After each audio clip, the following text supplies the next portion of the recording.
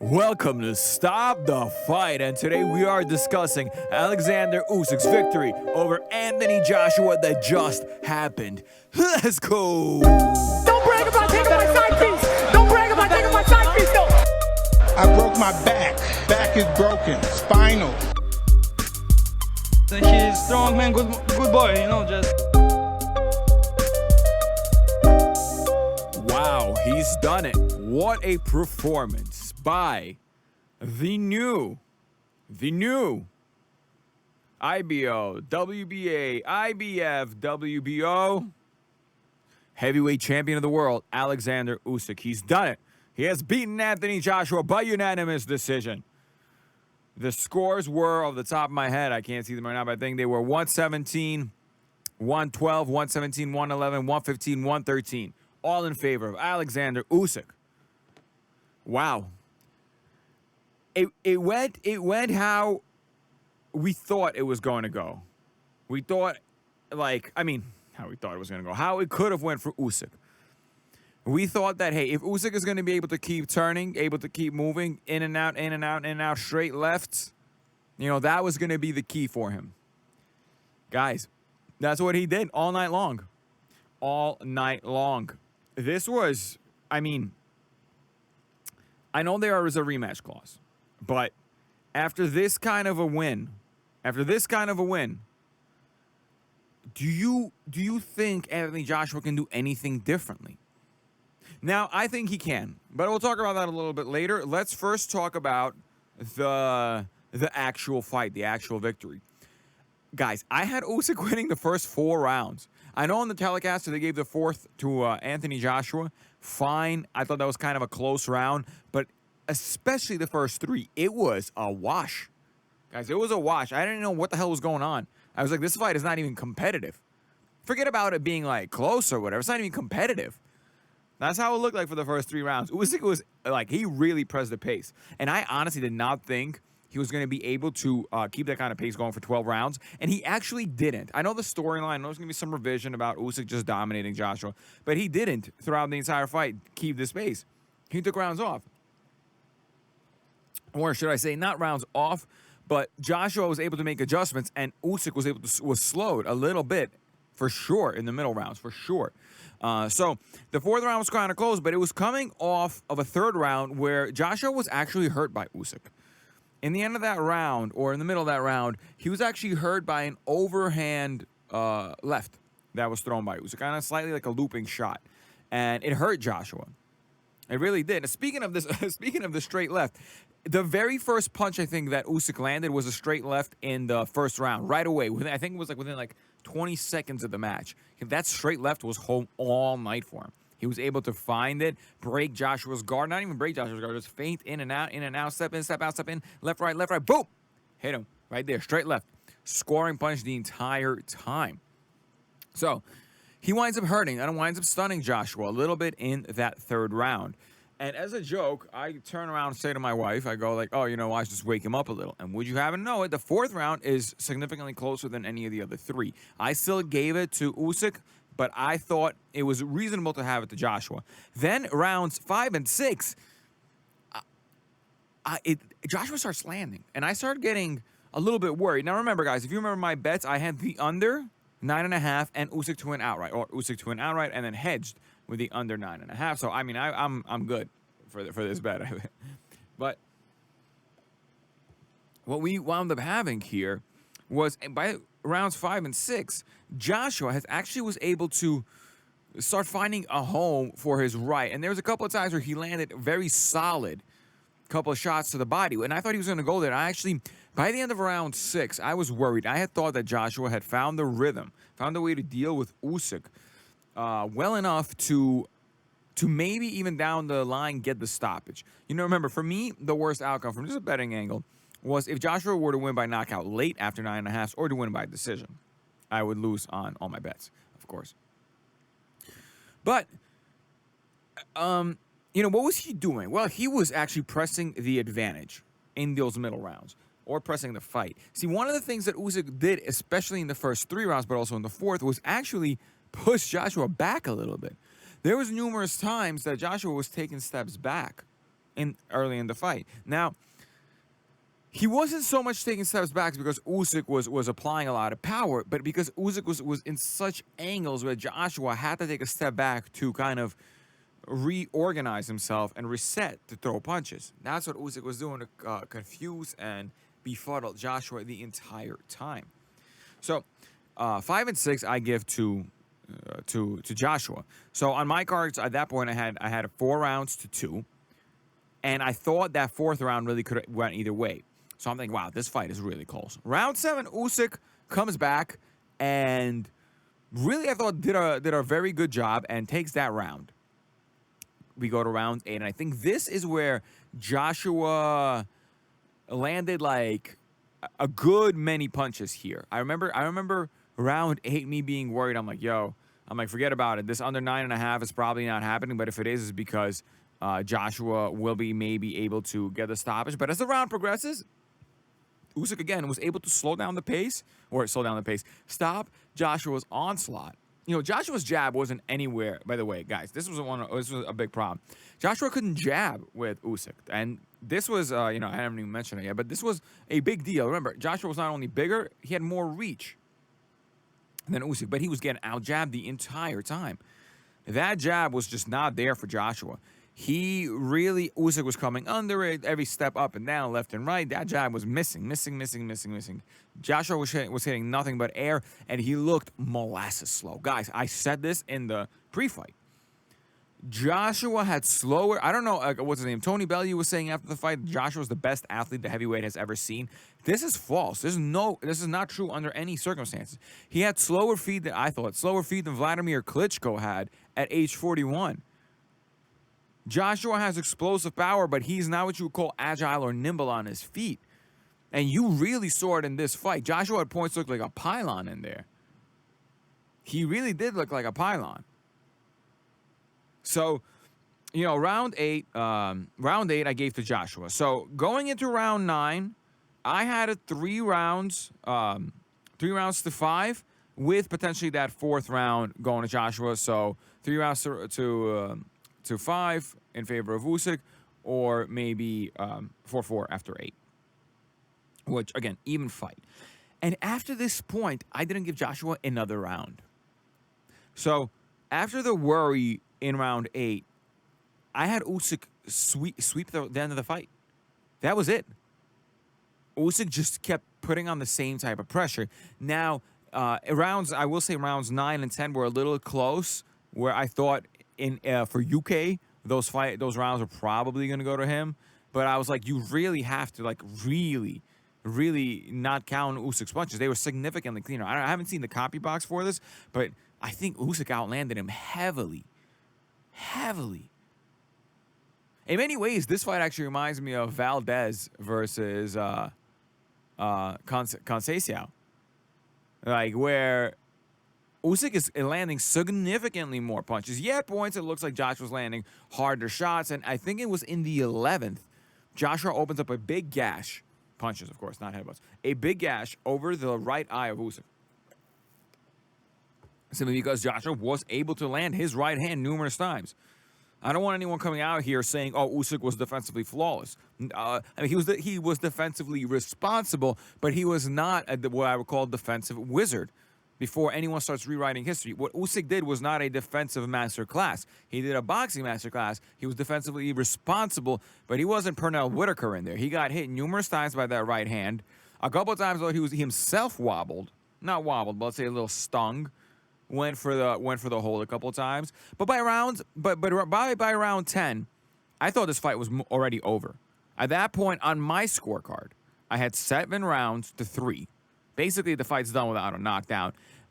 Maybe it was 6-4, but Usyk closed the show in the 11th and 12th. And especially in that 12th round, he, towards the end of that round, he started to put a beating on Joshua. Joshua was in danger of getting stopped. Had this been a 15-round fight, Joshua does not make it to the 15th round, to the end of the 15th round, if this was an old school fight.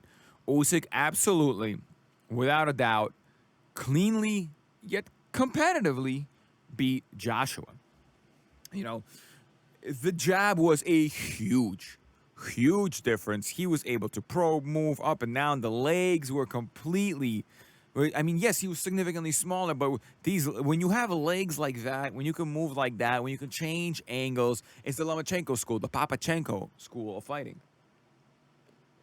You don't need to have tremendous power to knock another opponent out. You just need to hit him with punches he can't see coming from angles he doesn't know you're sitting in. So you had a lot of that going on. But let's talk about some of the things Joshua did do right. In the middle of the rounds, he was able to make adjustments.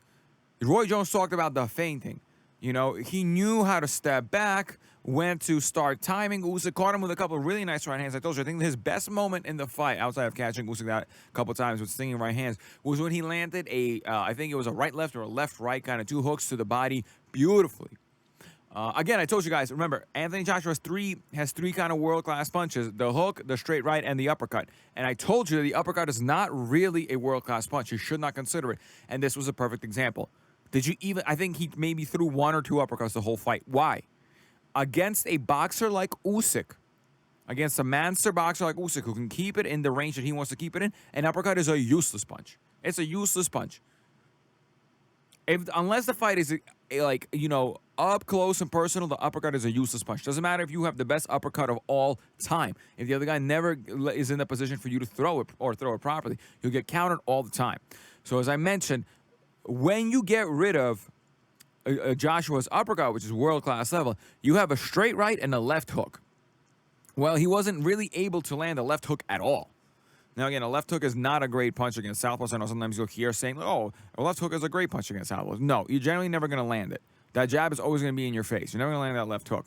If your foot is on the outside, you will land the straight right against the southpaw, but you can forget about those hooks. It's just the angle is bad on him. It's too easy. The guy can move either into your dominant foot, or he can just take a step back and you're going to miss your hook all the time.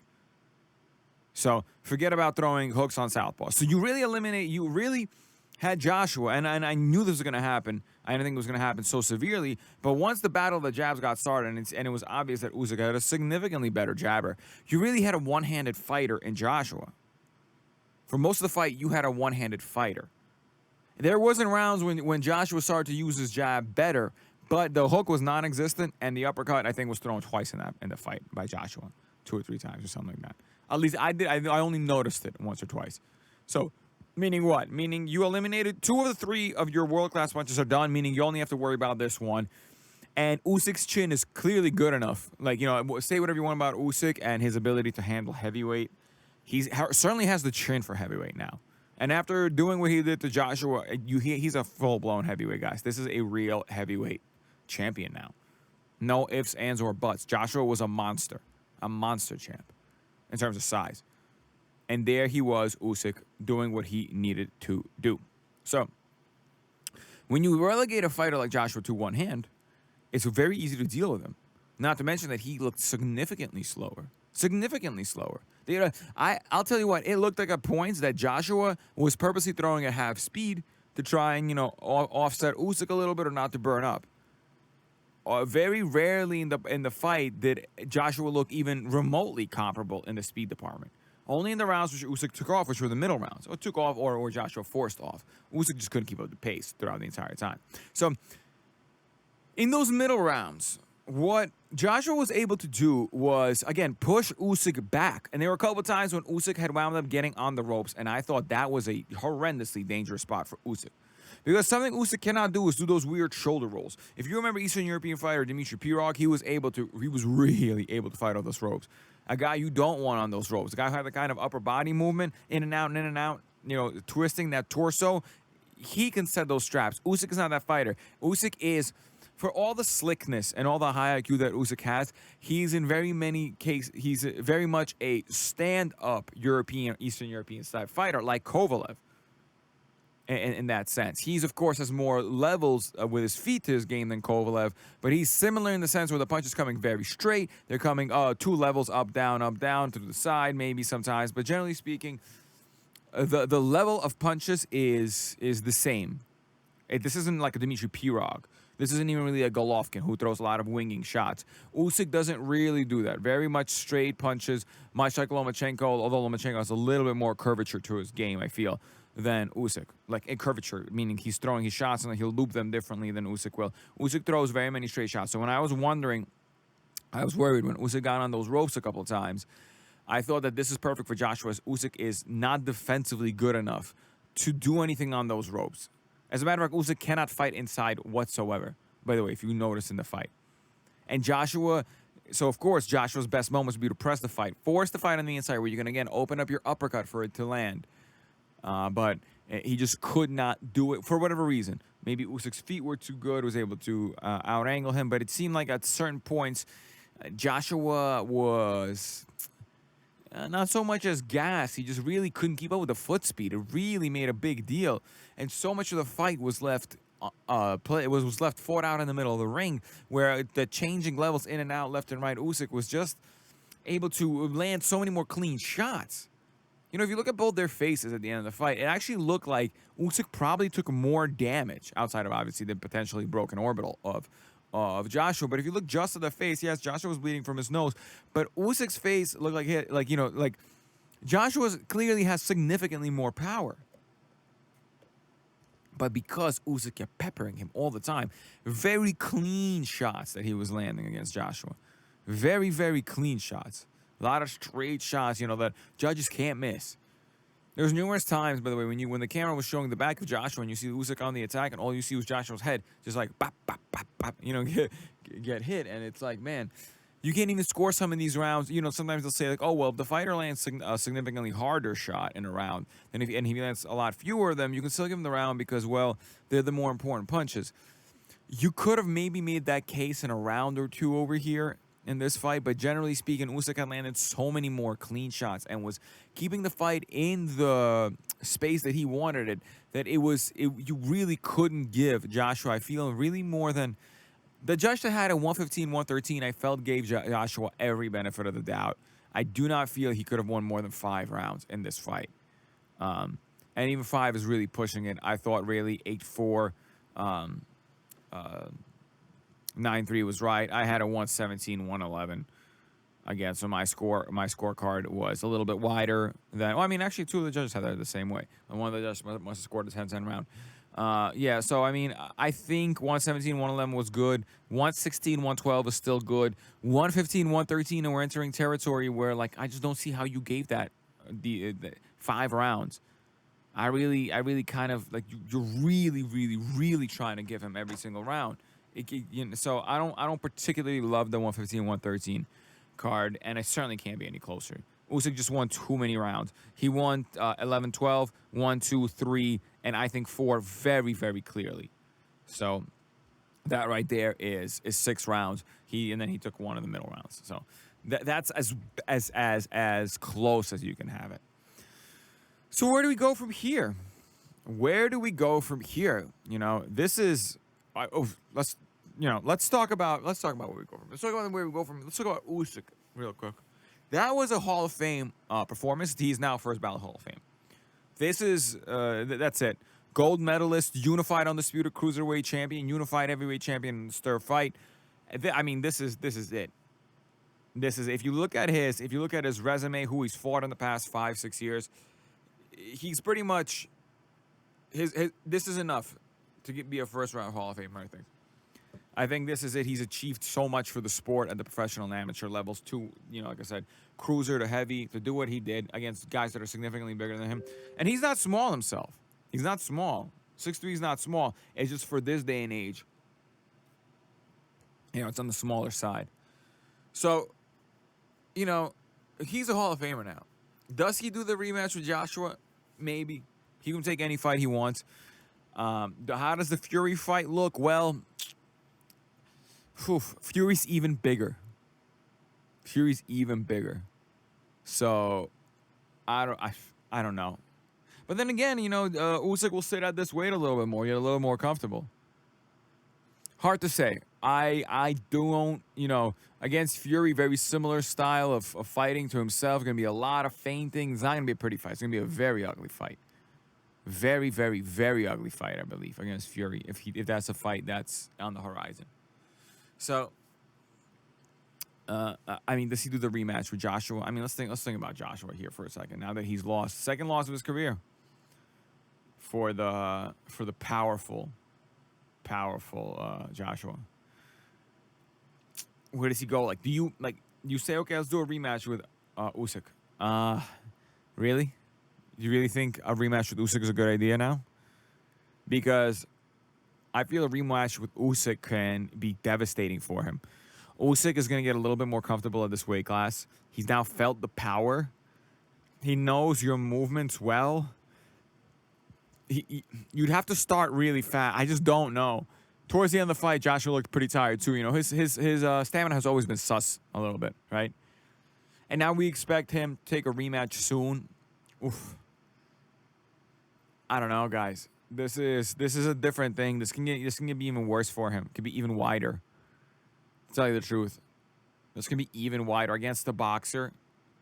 It's kind of like with Kovalev and Ward. The rematch is always going to be a little bit tougher for Kovalev due to the nature of how Ward fights. Ward's the boxer, the learner. Kovalev is the puncher, the kind of like the crusher, right? And though I did think he won the first fight very clearly. You kind of always felt that the second fight was going to be a tough one. And over here, with a more experienced, more kind of like used to the weight on the body Usyk against Joshua again.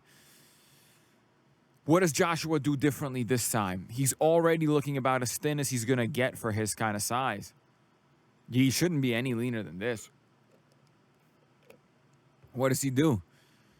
He's got to press the pace, but if he can't get Usyk out of there, he'll tire himself out. And again, you'd have to cause enough damage. You'd have to give enough damage to Usyk early in the fight. Is this even a good rematch for him to take? To tell you the truth, he could do it. He could do it, and we saw it. He just has to push forward. That jab has to go to the chest. A lot of the two jabs. Here's the problem with Joshua, brother. Here's another problem. Singular punches all the time. All the time. He needed like two jabs and a straight right. It's one of the preliminary first moves that you learn. He needed to throw two jabs stepping forward and then a right hand. Many times when Usyk would back up, he would back up in relatively straight lines, by the way. Yes, he was doing a lot of that Lomachenko movement where he would take lateral positions, which is, of course, the way you're supposed to move. But there were numerous times he was taking just straight back. Joshua cannot beat him if he throws straight shots. It'll never happen. It'll be even worse. He'll get himself stopped in the future. So his option, and I believe he can do it, because we saw in this fight what would happen if he presses the action, if he gets Usyk on the ropes. He needs to throw more shots. Can his stamina handle it? What about his will? What about his mental state? This is a pretty bad loss. This is not the Ruiz loss. The Ruiz loss is embarrassing. Yeah, you get stopped. But you tell yourself, you know what, I'm gonna fight this fatty a different way. With Usyk, what do? If you try to fight the way you fought Andy Ruiz the second time, Usyk's gonna beat you. That's especially his ball game. You can't out jab him. You can't move and jab the way you did against Andy Ruiz. You already saw what happens if you try to jab with Usyk. It's gonna be a one-way fight, which means you gotta come fight him. Where you did have your success, and you could win over there. At the end of the day, you're still Anthony fucking Joshua. 24 wins, 22 knockouts. You're still one of the top dogs at heavyweight. You have to do it. Yeah, I mean, you have to go forward. That's the only way you're gonna do it. Now, is this the rematch you want to take right away? Maybe. I think we're gonna see what happens with the Fury Wilder fight. And again, much like I said, boxing is a funny game. When 3 months ago, Anthony Joshua and Tyson Fury was a done deal. It was a nuclear level fight. Huge, unbelievably huge fight. For undisputed at heavyweight. No questions asked fight. And then Deontay, the bronze bomber, says, nah, you know what? I'm going to enforce my rematch clause. That is by the way, now, as we can see, it is a history-changing decision by Wilder. By forcing a rematch clause, it then gave the opportunity for Anthony Joshua to lose to Usyk. Usyk gaining the Hall of Fame. Joshua, a Fury-Joshua fight will happen down the line, possibly, but it went from a fight that can generate an ungodly sum of money to a fight that is going to be a pretty good pay-per-view event. It is never, ever, ever again going to generate the kind of money that it could have just 4 months ago. And fight sports are like that sometimes. Sometimes this is one of those things. And also, by the way, this Bronze Bomber decision, Wilder decision, it will still have repercussions going forward. If Wilder wins, guys, I hope you know it, we will have gone from a potential a mother of all showdowns with Anthony Joshua and Tyson Fury to a potential Wilder-Usyk fight for undisputed heavyweight. You sold someone that 8 months ago, they would have laughed at you in your face. If you would have said that there was going to be in 8 months a heavyweight, undisputed unification fight between Wilder and Usyk, which can now potentially happen. Guys, do not sleep on Wilder in the coming Fury fight. Do not sleep on a guy who was able to nearly separate Fury from his soul. Do not. So, like I said, his decision, he has now altered boxing history forever, Wilder did. One of the most consequential decisions. Superbly consequential. I'm serious. Especially if there is a Wilder victory. Now, of course, if Fury goes out there and beats Wilder up again, well, all Wilder did was ruin a lot of money for a lot of people, right? Because Usyk Fury would be a big fight, but it won't even be, a drop in the pond that would have been Fury Joshua. And with this, by the way, guys, with this defeat of Joshua, I think we are now certainly the triumvirate, the three-headed heavyweight beast era is over. It is done. It was a really cool, I want to say 4 years since the defeat of Vladimir Klitschko. Since Vladimir Klitschko's defeat.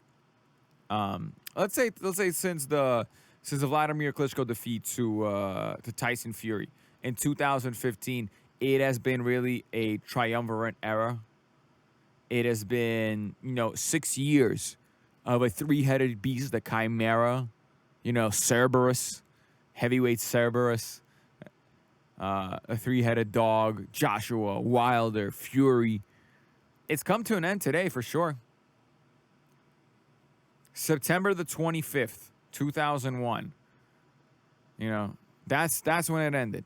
It started on November of 2015 when Tyson Fury beat Vladimir Klitschko, separating the belts. It really starts from there. Anthony Joshua then, of course, beats him in 2017. Meanwhile, Wilder's doing his thing. And, it really ends today. Because with the Wilder loss in October, you were like, oh, maybe it's over there. But no, Wilder's having the... But now with this, with two of the guys really falling this way, with Alexander Usyk now in the picture, a lot of uncertainty with Joshua going forward. What does he do? He's still young. He's super young. Maybe 31 for a heavy. Guys, that is unbelievably young. I think Klitschko was 31 when he beat David Haye, if I'm not mistaken. He may have been it may have been Sam Peter when he beat at 31. He was still kind of just beyond his losses. So he has a lot of time to kind of remake himself, Anthony Joshua. You have to remember, by the way, Alexander Usyk is 34. For a heavyweight, for a guy as big as he is, there's plenty of time. What is there to rebuild is a different question. He clearly has certain characteristics that are... he doesn't have... there's a little bit of something missing. I can't pinpoint what. He's obviously an elite heavyweight. The guys are talking shit. I was telling you, he has one of the best resumes at heavyweight. Probably has the best resume at heavyweight, by the way. We went over it the other day. Significantly better resume than Tyson Fury, better resume than Wilder, better resume than Usyk at heavyweight. The best resume at heavyweight is Anthony Joshua. So, him losing here should not diminish him. He was a champ for many years.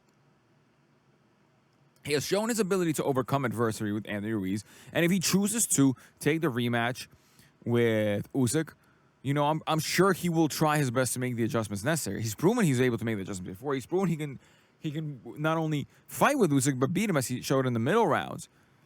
It's just, can he do it for a full fight? And is Usyk gonna learn? Has Usyk learned too much already?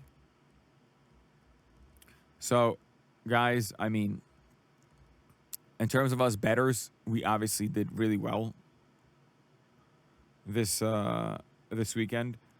Our main take, the Usyk by just Usyk outright, paid well. Paid 3 times your amount. Or paid 2 times your amount. So if you bet 200, you got 600 back. You're 200 plus the 400 you won. It's actually a little bit more because it's plus 210. So, guys, this was, again, it all goes back a little bit to Wilder. A very consequential fight, decision. And very consequential kind of fight this is. Going forward, Usyk punched his Hall of Fame ticket. Josh was forced back into not a rebuild mode, but at least him and his team need to figure out what went wrong here. I mean, I know what went wrong. Like I said, singular punches, fighting against a guy who's out jabbing you, who can neutralize 2 of your weapons right before the fight even started. Like I told you, I told you right away that uppercut was not even going to be here for the fight. This isn't the fight that we're going to have that uppercut. Should not be considered. Anytime someone says, "Oh, he's amazing uppercuts," you guys that should instantly be an exclamation point with a giant red flag. Any distance fighter will be completely. It won't even be a question about uppercuts in any of those fights. So again, it was a great heavyweight fight too, guys. It really was. Oh, let's say great, but it was a very good heavyweight fight. Very good heavyweight fight. Momentum swings. You know, people getting hurt. David versus Goliath. Nothing but respect to both guys. You know, I saw the pictures of them in the dressing room. I don't know if Usyk went to Joshua or Joshua went to Usyk, but respect, just respect. I really do have to give it out to both guys. Congratulations, Alexander Usyk, and I hope Joshua comes back soon. I hope, you know, we have, again, we're in a golden era of boxing, guys. This is a fucking golden era of boxing, baby. How exciting is this stuff? Woo! I'll see you guys on a Thursday. It's over. I'm gonna go home and break my wife's hip. Don't brag about taking my side piece. Don't brag about taking my side piece, though. I broke my back. Back is broken. Spinal. He's strong, man. Good boy. You know, just.